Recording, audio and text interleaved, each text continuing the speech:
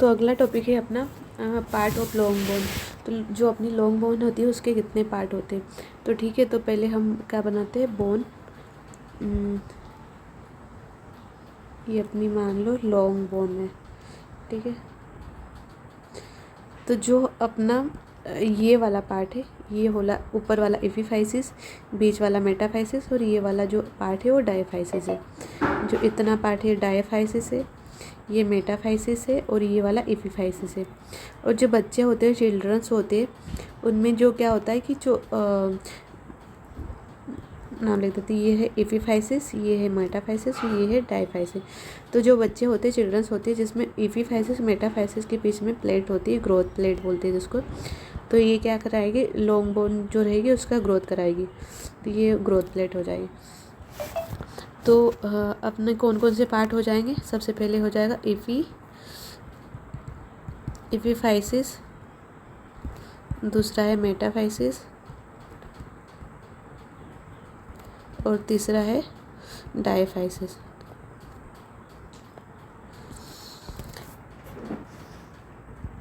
सो ये growth plate है, ये क्या कराएगी, बोन का ग्रोथ कराएगी, लेंथ बढ़ाएगी, ठीक है।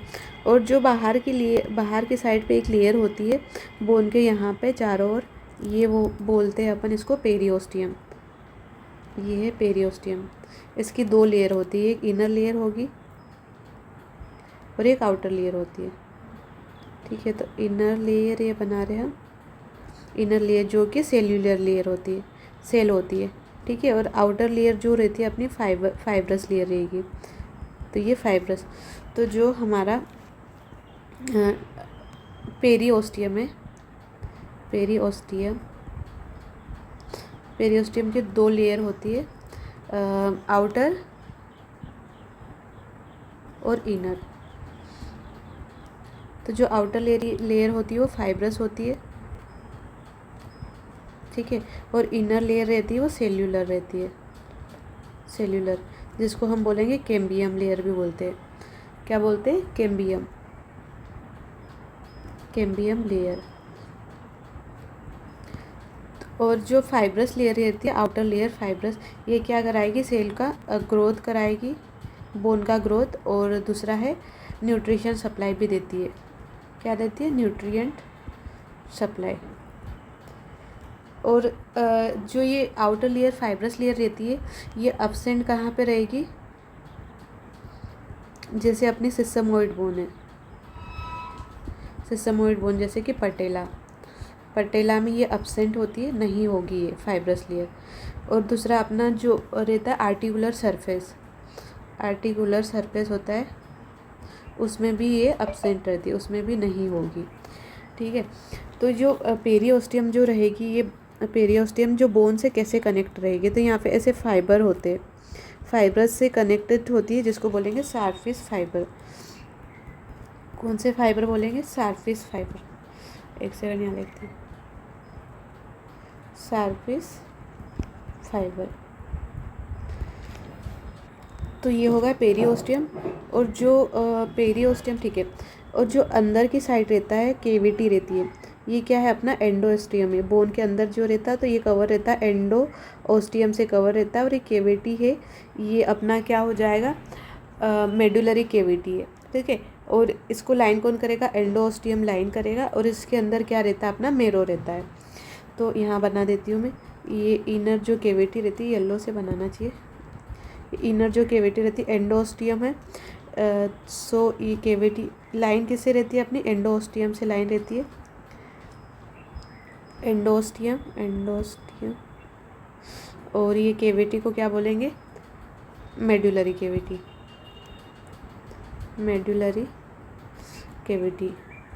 और इसके अंदर अपना रहता है मेरो। सो ये हो गए बोन और उसके पार्ट्स, लॉन्ग बोन और उसके क्या क्या पार्ट होते हैं। अब अगला पढ़ेंगे अपन कि ब्लड सप्लाई क्या, इसकी ब्लड सप्लाई कैसे होती है। So blood supply of bone,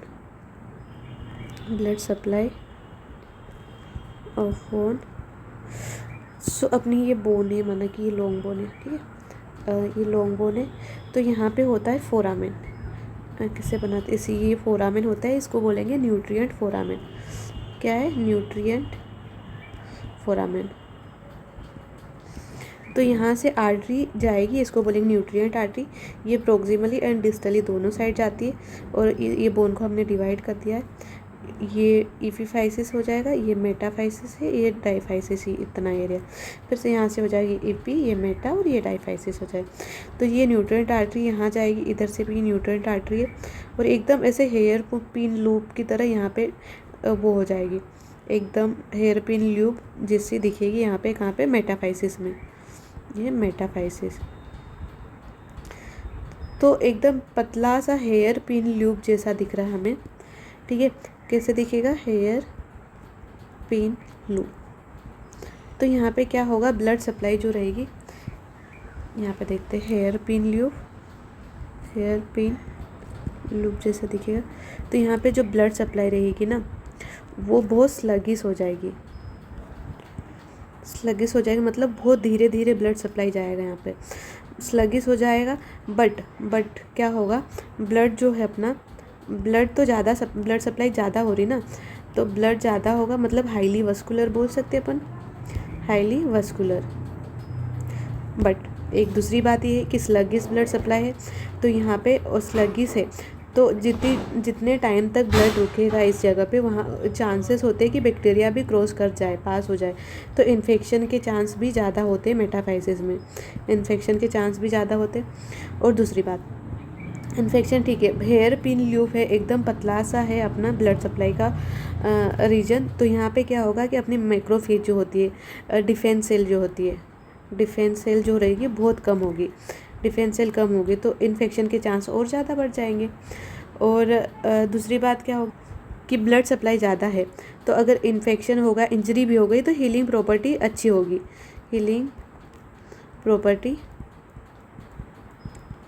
जल्दी हो जाएगी, ज़्यादा होगी, गुड होगी, क्योंकि ब्लड सप्लाई भी तो अच्छाई भी है इसमें और बुराई भी है कि ब्लड सप्लाई ज़्यादा है, ज़्यादा ब्लड सप्लाई है तो हीलिंग प्रॉपर्टी अच्छी होगी मेटाफाइसिस में। बट स्लगिश ब्लड है तो इन्फेक्शन भी ज़्यादा होंगे, बैक्टीरिया क्रॉस कर जाएंगे यहाँ पे, और इन्फेक्शन ज़्यादा है, स्लगिश ब्लड सप्लाई तो हीलिंग, और ब्लड सप्लाई ज़्यादा है तो हीलिंग प्रॉपर्टी भी ज़्यादा है। तो ये अपना होगा ब्लड सप्लाई की बात। और अब अगला पढ़ेंगे कि टाइप ऑफ बोन कितने टाइप की होती है। सो बोन जो होती है 2 टाइप की होती है, एक तो बच्चों वाली जो अभी मैच्योर नहीं हुई है, ठीक है, तो बोलेंगे इमेच्योर बोन, और एक हमारी एडल्ट वाली जो कि मैच्योर हो गई है, तो ये बोलेंगे मैच्योर बोन। तो एक और नाम है इसका, बच्चों को कुछ भी काम करते ना तो हम बोलते वाह वाह वाह वाह, तो इसको बोलेंगे वोवेन बोन। और बड़ी मैच्योर बोन हो गई मतलब लंबी हो गई होगी, तो इसे बोलेंगे लेमिलार बोन भी बोलते ऐसा। तो ये होगा। फिर जो इमेच्योर बोन क्यों बोला, क्योंकि जो कोलेजन होते हैं इसमें, कोलेजन जो रहेंगे इसमें एकदम प्रॉपर ऐसे अरेंज होंगे, ठीक है, जबकि इसमें इम्प्रॉपर मैनेजमेंट होता है इसका। तो कोलेजन जो रहते हैं ना, कोलेजन का अरेंजमेंट जो रहता है इम्प्रॉपरली होता है, जबकि इसमें कोलेजन एकदम प्रॉपर होंगे, प्रॉपर कोलेजन का जो होगा अरेंजमेंट, ठीक है। और ठीक है, ये तो होगा मैच्योर बोन और इमेच्योर बोन। तो जो मैच्योर बोन रहती है उसके भी टाइप है, कि जो मैच्योर बोन है ना वो स्पॉन्जी हो सकती है, स्पॉन्जी, ठीक है, एकदम नरम बोलेंगे इसको हम, और दूसरी हो सकती है कॉम्पैक्ट, एकदम कड़क। तो जो हमारा बोन है, सो ये एपिफाइसिस है, मेटा है, डायफाइसिस। तो जो एपिफाइसिस होता है ना, एपिफाइसिस वाला रीजन होता है और मेटाफाइसिस वाला रीजन होता है। एक सेकेंड, इसको अच्छे से बना लेते हैं। जो अपना ये है बोन है, इतना ही बनाते हैं, ठीक है। तो ये एपिफाइसिस वाला ऊपर वाला, ये मेटाफाइसिस और ये वाला डायफाइसिस। तो एपी और मेटा वाला रीजन होता है उसमें बहुत ज़्यादा सेल होगी, सरफेस एरिया भी ज़्यादा होता है, तो ये स्पॉन्जी होता है। और जो डायफाइसिस वाला एकदम कॉम्पैक्ट होता है, डेंसिटी ज़्यादा होती है इसमें सेल की, तो ये एकदम कॉम्पैक्ट होगा। सो अपन इंजरी की बात करते हैं। तो अगर एपिफाइसिस में इंजरी हो गई, यहाँ पे इंजरी हो गई, तो जो मेटाफाइसिस में तो ब्लड सप्लाई बहुत ज़्यादा हो रही थी हमारी, एपिफाइसिस में ब्लड सप्लाई कम होती है। तो अगर एपिफाइसिस का फ्रैक्चर हो गया तो यहाँ पे एपिफाइसिस क्या करेगा, दूसरे जो बोन के साथ में क्या जॉइंट बनाएगा। तो यहाँ पे अगर इंजरी हो गई तो क्या जॉइंट का फंक्शन प्रॉपर नहीं होगा, है ना। तो इंट्रा आर्टिकुलर फ्रैक्चर हो रहा है, तो जिसकी वजह से रेंज ऑफ मूवमेंट कम हो जाएगा, तो ये मूवमेंट कम कर देगा,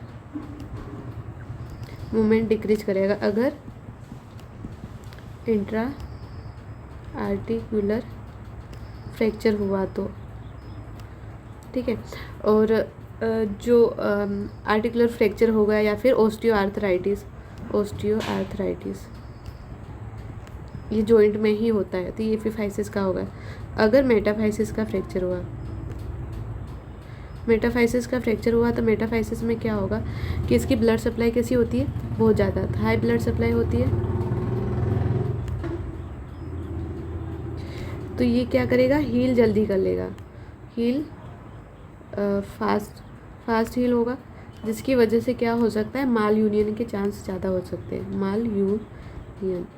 माल यूनियन के चांस ज़्यादा हो जाएगा, मतलब बोन जो रहेगी कैसे भी, जैसे एकदम प्रॉपर अरेंज होना होता ना, जैसे ये दूसरी बोन है और ये वाले इसमें जॉइंट बना है, तो ऐसे फिर से जैसे कि ये लॉन्ग बोन है, यहाँ पे फ्रैक्चर हुआ तो ये हील होगी तो कहीं पे इधर जुड़ जाएगी, इधर जुड़ जाएगी, ऐसे तो प्रॉपर अटैचमेंट नहीं होगा उसका, तो उसको बोलेंगे माल यूनियन, इम्प्रॉपरली यूनियन होता है। फिर बाद में अगला है अपना डायफाइसिस का फ्रैक्चर। डायफाइसिस का फ्रैक्चर होगा ना, तो उसमें क्या होगा कि ब्लड सप्लाई डायफाइसिस में बहुत कम होगी, ब्लड सप्लाई कम होगी तो लेस वास्कुलर होगा, तो इसकी हीलिंग जो रहेगी, हीलिंग प्रॉपर्टी कम होती है, क्योंकि ब्लड सप्लाई इसकी कम होती है, ब्लड सप्लाई कम होगी तो हीलिंग प्रॉपर्टी कम होगी, जिसकी वजह से इसमें देखने को मिलेगा अपने को नॉन यूनियन, जुड़ेगा ही नहीं, नॉन यूनियन देखने को मिला, जबकि इसमें ज़्यादा जुड़ रहा था तो माल यूनियन देखने को मिला। तो ये अपना फ्रैक्चर देख लिया हमने कि एपिफाइसिस, मेटा और डायफाइसिस में फ्रैक्चर होगा तो क्या होगा। फिर अगला है कि ग्रोथ, बोन जो है वो ग्रोथ कैसी करेगी, ठीक है। तो ग्रोथ देखेंगे अपन, तो बोन जो ग्रो करती ना, उनकी बोन तो एक तो लेंथ में ग्रो करती है और एक होती है विड्थ में ग्रोथ करती है, तो थिकनेस में ग्रोथ करेगी और एक लेंथ में ग्रोथ करेगी, तो 2 टाइप की ग्रोथ देखेंगे हम। तो पहला है अपना कौन सा, लेंथ में ग्रोथ, तो ग्रोथ करेगी किसकी, लेंथ में ग्रोथ कैसे करेगी। तो सबसे पहले जो है ग्रोथ कौन कराता है अपना, फाइशियल प्लेट हमने पढ़ा था पिछले उसमें कि फाइशियल प्लेट क्या करेगी, बोन का ग्रोथ कराएगी। तो इसकी इसकी कितनी लेयर होती है, 3 लेयर होती है, 5 लेयर होती है। सबसे पहले क्या होगा, ऐसे सबसे पहली अपनी है जर्माइनल लेयर। तो कोई सी भी सेल बनती ना, जैसे अपनी बॉडी पे बनी तो जर्म सेल से ही बनी, तो सबसे पहले बोन भी बनेगी तो जर्माइनल लेयर बोलेंगे उसको। तो ये जर्माइनल लेयर कहाँ है, मोस्ट इम्पॉर्टेंट सेल होती है, और ये क्या करते हैं, रेस्ट में है मतलब। तो ये क्या करेगी, दूसरी लेयर में क्या होगा, प्रोलिफरेट करना स्टार्ट कर देगी। जर्माइनल लेयर क्या करेगी, प्रोलिफरेट करेगी, तो इसको बोलेंगे प्रोलिफरेटिव लेयर। जर्माइनल लेयर कहाँ थी, रेस्ट में थी, ये क्या करेगी, प्रोलिफरेट करना चालू कर देगी, तो मतलब सेल मल्टीप्लाई बोल सकते हैं अपन, सेल मल्टीप्लाई। तीसरा सेल मल्टीप्लाई कर ली, अब सेल माना कि ये रेस्ट में थी 1 सेल, अब ये मल्टीप्लाई करके इतनी सेल बन गई। तो अपने को ये अब बोन बनाने के लिए क्या करना है, सेल का साइज बढ़ाना है, मल्टीप्लाई हो गया, अब साइज बढ़ाएंगे तो हाइपरट्रोफिक लेयर। हाइपरट्रोफिक लेयर में क्या, ये सेल है। अब इनका साइज बढ़ा दिया हमने ताकि कैल्शियम इसमें डिपॉजिट हो सके ज़्यादा से ज़्यादा। ठीक है, तो ये हाइपरट्रोफिक लेयर स्टार्ट ग्रो करती है और इसमें ताकि एक्यूमुलेशन हो जाए कैल्शियम का। तो ये होगा हाइपरट्रोफिक। फिर कैल्शियम जैसे इसमें डिपॉजिट हो गया तो इसको हम बोल सकते हैं कैल्सिफिकेशन लेयर।